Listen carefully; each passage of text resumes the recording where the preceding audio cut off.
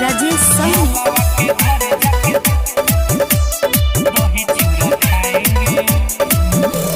14 जनवरी के खिचड़ी मनाएंगे, खिचड़ी मनाएंगे हो खिचड़ी मनाएंगे। 14 जनवरी के खिचड़ी मनाएंगे। मालावा के घरे जाके दही चूड़ा खाएंगे, मालावा के घरे जाके दही चूड़ा खाएंगे। जार लगी बाकी हम तब नहाएंगे, तब नहाएंगे हो तब नहाएंगे। जनुआ के घरे जाके दही चूड़ा खाएंगे, जनुआ के घरे जाके दही चूड़ा खाएंगे। मालावा के घरे जाके दही चूड़ा खाएंगे, मालावा के घरे जाके दही चूड़ा खाएंगे।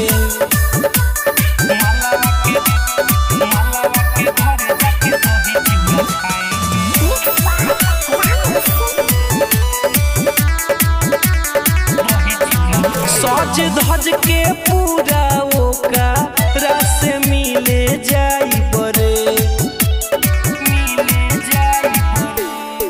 ओकरा हाथावा से सुनो हम लाई खाई बरे।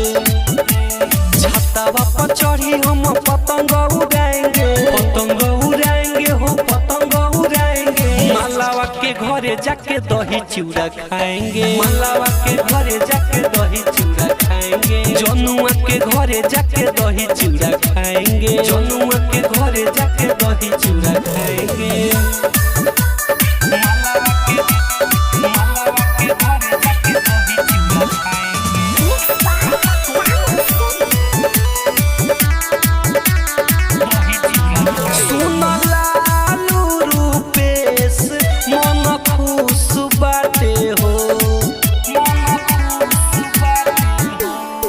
मिल जाइब जरूर भले दूर बाटे हो।